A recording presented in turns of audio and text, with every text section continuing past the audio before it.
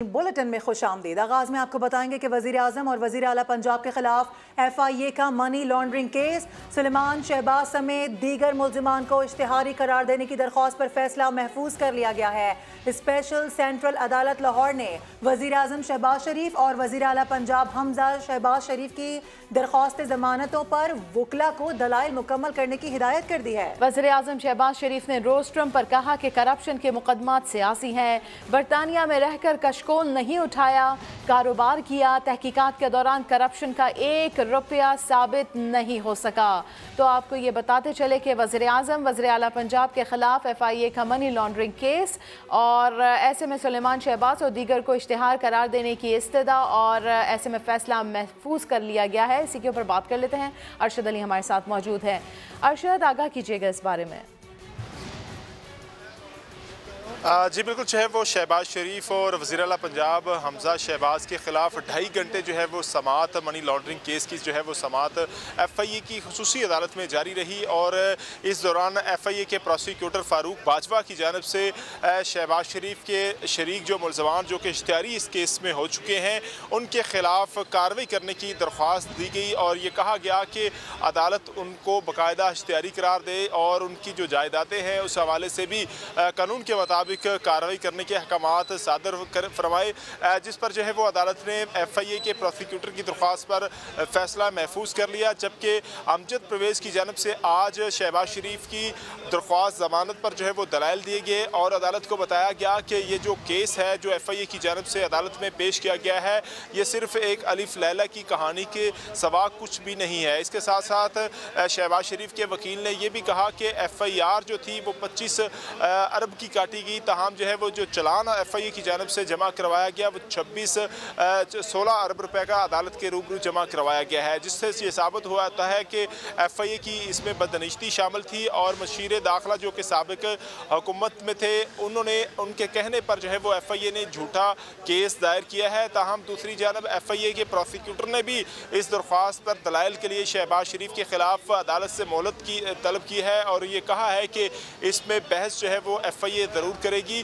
ताहम जो अदालत की जानिब से जब 2.5 घंटे जो शहबाज शरीफ के वकील थे वो दलाइल देते रहे, अब अदालत ने कुछ वक्फा किया है। कुछ ही देर बाद अदालत FIA की अदालत शहबाज शरीफ की दरख्वास्त जमानत पर दोबारा से आगाज़ करने जा रही है। बहुत शुक्रिया अरशद अली, अपडेट कर रहे थे आप। तहरीक इंसाफ के रहनुमा फवाद चौधरी कहते हैं वज़ीर आज़म और वज़ीर आला पंजाब आज सेशन अदालत में फ़र्द जुर्म के लिए हाजिरी पर हैं। दोनों पर इल्ज़ाम है कि 16 अरब रुपए पाकिस्तान से लंदन लॉन्डर किए गए। इस काम के लिए जाली अकाउंट्स इस्तेमाल हुए। बोले 2 साल से जमानत का ही फैसला नहीं हो पा रहा। जज साहब इसे आम मुकदमात की तरह लें तो जमानत खारिज और दोनों जेल जाते हैं। टेक्निकल जस्टिस ने दोनों को जेल के बजाय ऐवान इक़्तिदार में बिठाया हुआ है। और अब बात करेंगे PTI के मुल्तान जलसे की, जिससे खिताब में इमरान खान ने मरियम नवाज से मुतालिक मुतनाज़े बयान दाग दिया। बोले मरियम ने तकरीर में जज्बे और जुनून से उनका नाम लिया। मरियम ख्याल करो ऐसा ना हो बार बार उनका नाम लेने से तुम्हारा शौहर ही नाराज हो जाए। सोशल मीडिया सार्फीन इमरान खान के बयान को आड़े हाथों ले रहे हैं। एम्बेसी से खातून आई, मरियम ने उसको अपने घर बुलाया, उसको गाड़ी से दरवाजा खोल के अंदर लाई। जिस तरह वो चल रही थी उस अमेरिकी एम्बेसी की खातून से सिर्फ एक ही कसर रह गई थी कि वो उसके सामने लेट गई और कहे मेरे ऊपर से चल के जाओ ताकि जूते ना गिरे। मरियम नवाज ने सरगोदा जलसे से खिताब में इमरान खान के मुतनाज़े बयान पर तनकीद की। इमरान खान, तुमने पंजाब की हर बेटी को गाली दी है। उस वक्त से डरो जब पंजाब की माओ बहनों बेटियों के हाथ तुम्हारे गिरबान तक पहुंचेंगे।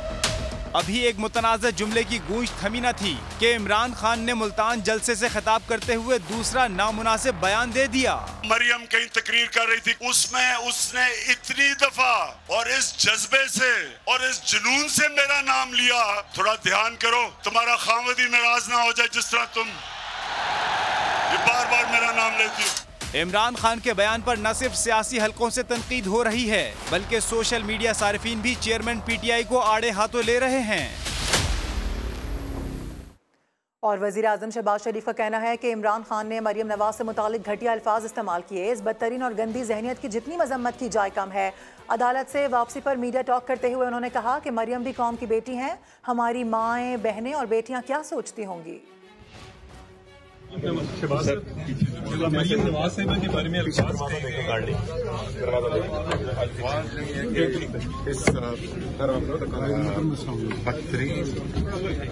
यानी गंदी जहनीत की जितनी भी मजम्मत की जाए कम है। हमारे माशरे में हमारी माएँ और बहनें क्या सोचती होंगी।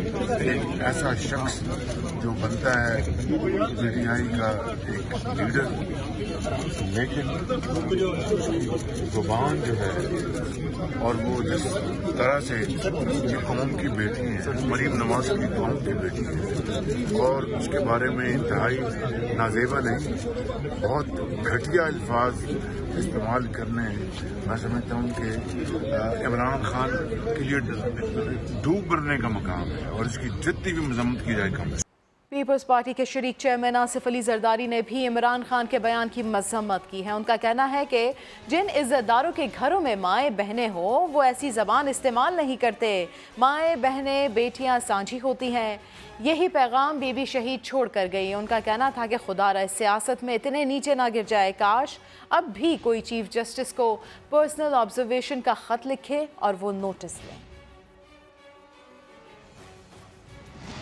और तहरीक इंसाफ का लॉन्ग मार्च कब होगा? इमरान खान ने ऐलान के बावजूद मुल्तान जलसे में तारीख बताने से गुरेज किया। 25 से 29 मई के दरमियान मार्च करने का इशारा दे दिया है। सोच विचार के लिए पेशावर में कोर कमेटी की बैठक बुला ली। मुल्तान जलसे से खिताब में इमरान खान ने एक मरतबा फिर असम्बलियाँ तोड़ने और जल्द इंतखाबात की तारीख देने का मुतालबा भी कर दिया।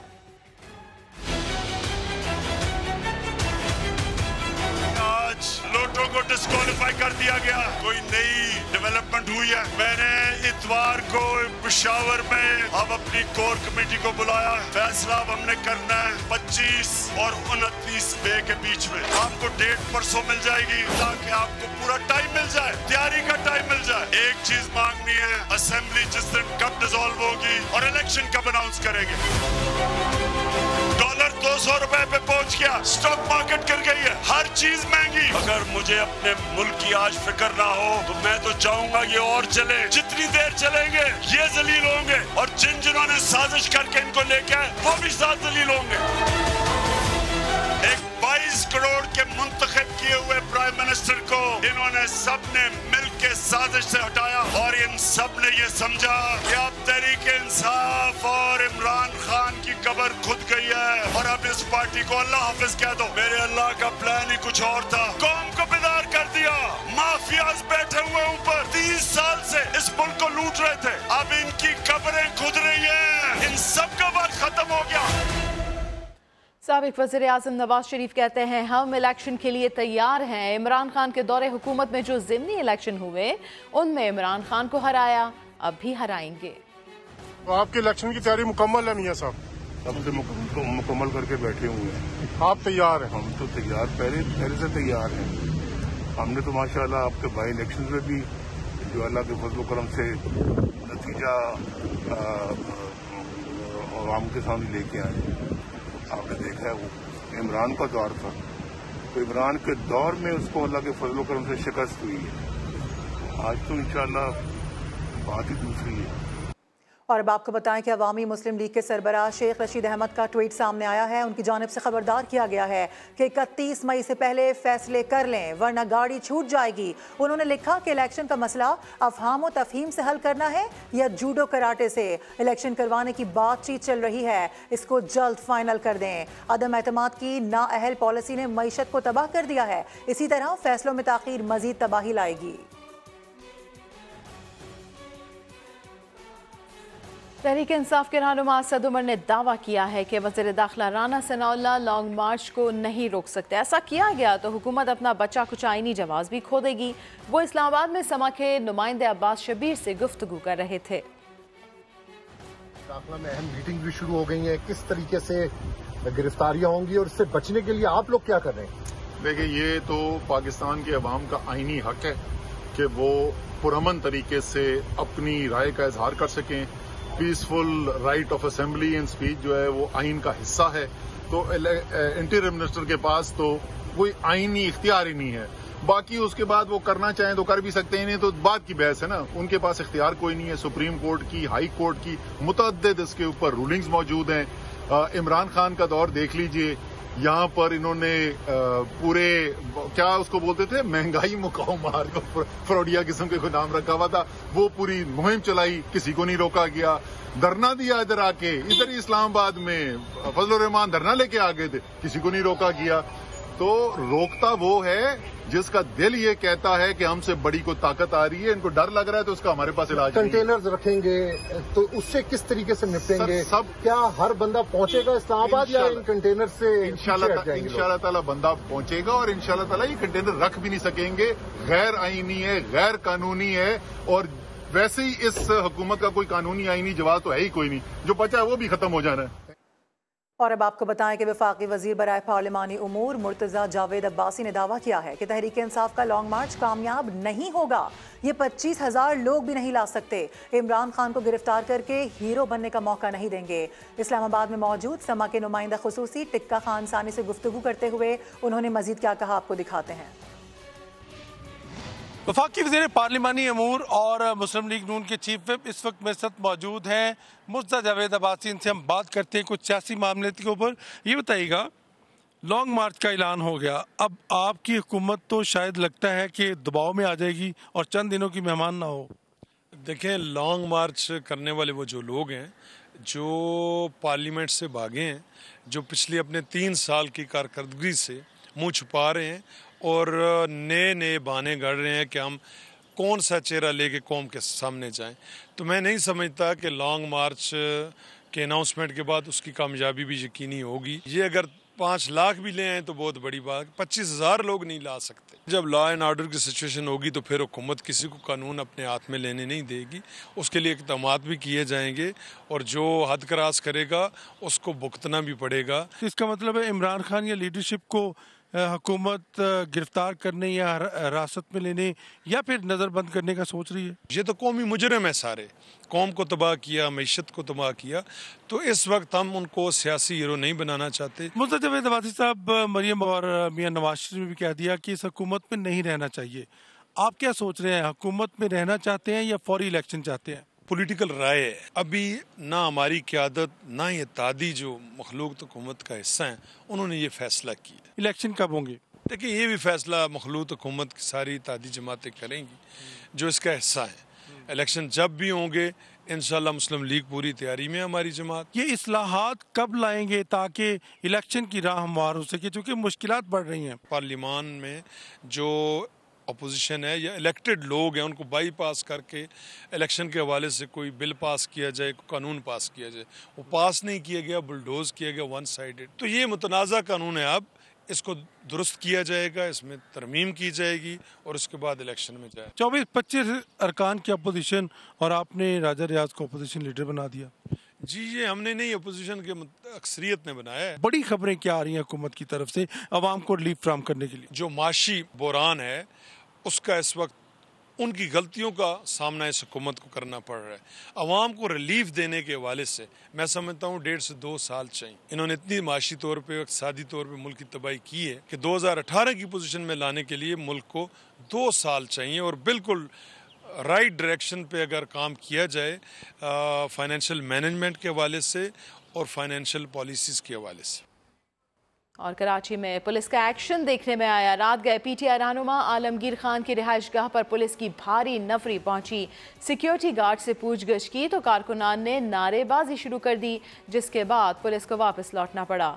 ज़ीशान मुगल की रिपोर्ट। खबर आ रही है, तहरीक इंसाफ ने इंतखाबी इस्लाहात से मुतालिक पार्लिमानी कमेटी का बॉयकॉट कर दिया है। कमेटी के लिए चेयरमैन सेनेट को नाम देने से भी इनकार कर दिया गया है और इस पर हुकूमत ने तहरीक इंसाफ के बगैर ही पार्लिमानी कमेटी तश्कील देने का फैसला कर लिया है। उस्मान खान हमारे साथ मौजूद हैं। उस्मान, क्या डिटेल्स है मजीद?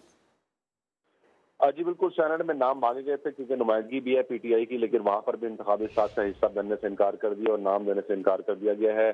कौमी असम्बली से मुस्ताफी है और अब सेनेट से भी कोई नाम दिया नहीं गया और अब चूंकि सेनेट का इजलास भी आ रहा है तो उसमें अब ये तहरीक जो है वो मंजूरी के लिए पेश की जाएगी और उसके बाद ये फैसला किया जा रहा है कि तहरीक इंसाफ के बगैर ही पार्लिमानी कमेटी तश्कील दे दी जाए और स्पीकर की तरफ से पार्लियामेंट लीडर्स को जल्द नाम भिजवाने की हिदायत की गई। अभी तक सिर्फ शाहजहान बुगटी, वॉस बख्श मेहर और किश्वर जहरा के नाम मौसूल हुए और हुक्मरान जमात मुस्लिम नून और पीपल्स पार्टी की जानिब से भी अभी तक नाम फाइनल नहीं किए गए और स्पीकर की जानिब से बताया जा रहा है कि आइंदा हफ्ते पार्लिमानी कमेटी तश्कील दिए जाने का इम्कान है और उसके बाद क्योंकि अब अपोजिशन लीडर बन गए हैं इसलिए पार्लिमानी इस्लाहात का जो काम है उसको तेज करने का फैसला किया गया और मुशावरत के साथ आगे बढ़ा जाएगा। सही, ठीक है, बहुत शुक्रिया आपका डिटेल्स के लिए।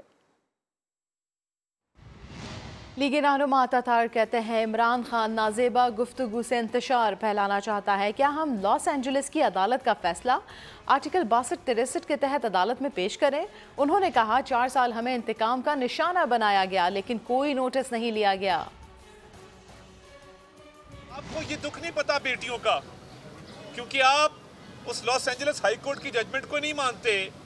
तो क्या आप चाहते हैं कि हम पाकिस्तान की किसी अदालत में वो जजमेंट पेश करें और इस्तदा करें कि आप पे आर्टिकल 62-63 लगाया जाए?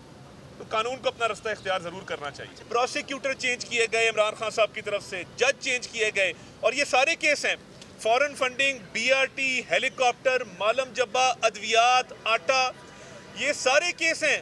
इनको बंद किया गया, क्लीन चिट दी गई, कोई नोटिस नहीं लिया गया। हम तो अदालत के सामने खड़े हैं।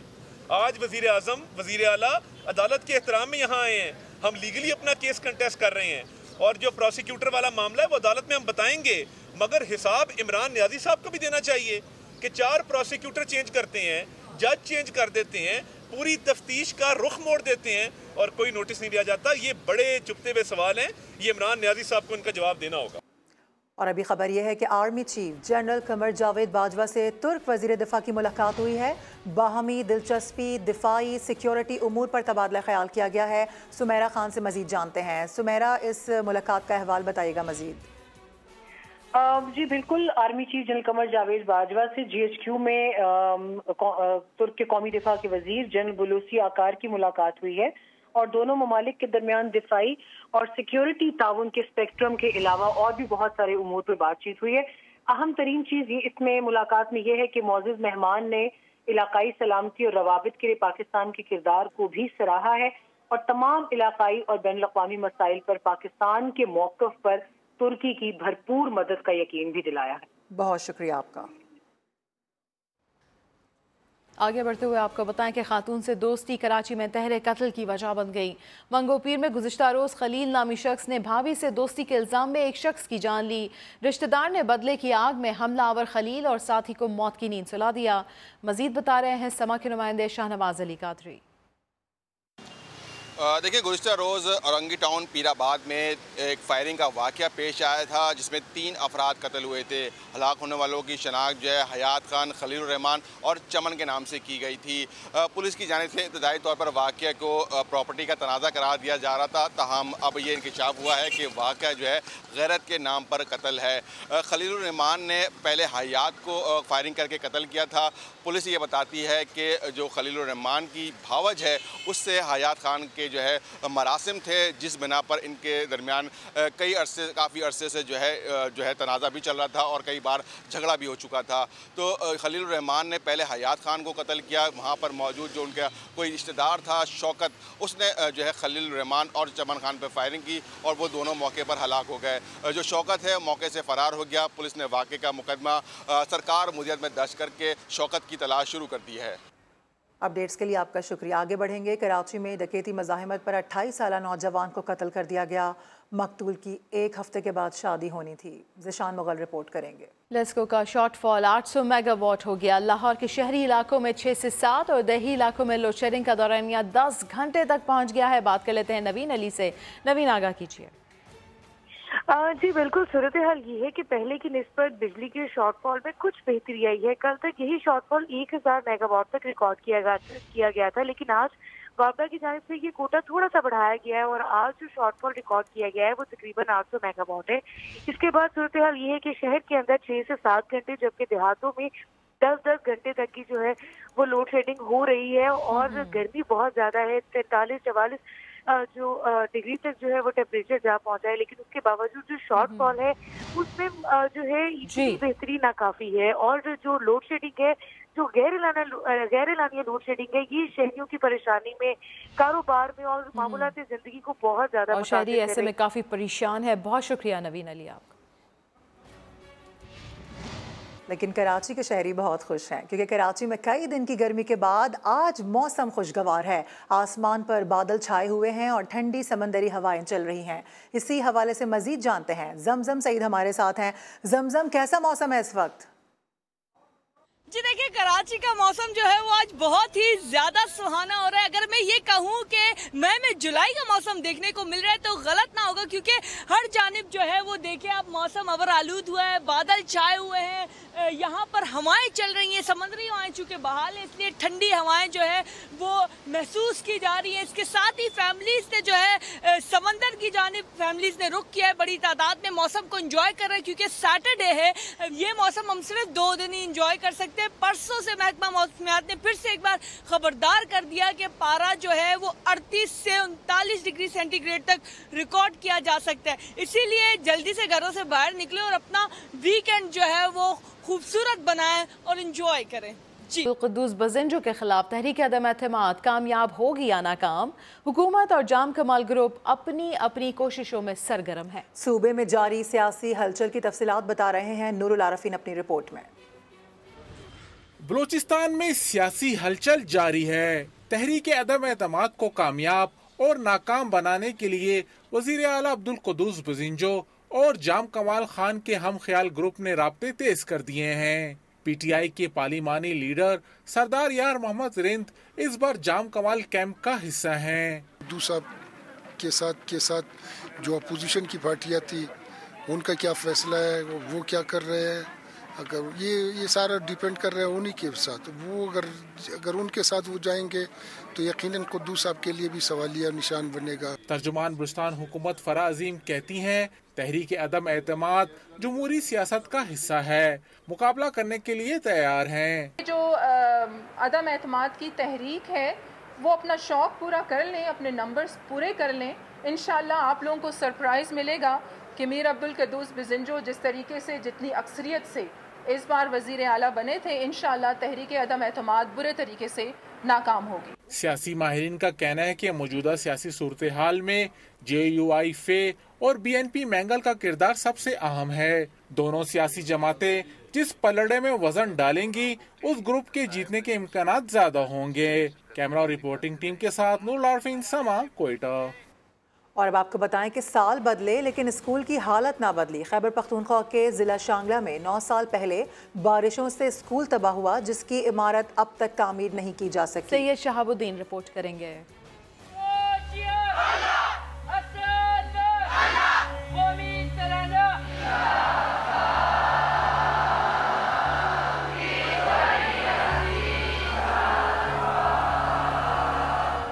बोसीदा इमारत, पानी बिजली नहीं, डेस्क नहीं, उस्ताद के लिए मेज।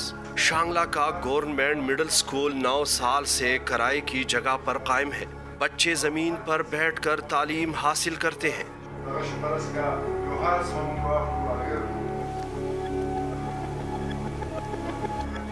छठी जमात की तालिबा नूरीन और उसकी साथी इलाके में लड़कियों का स्कूल न होने के बाइस लड़कों के स्कूल में पढ़ने आती है।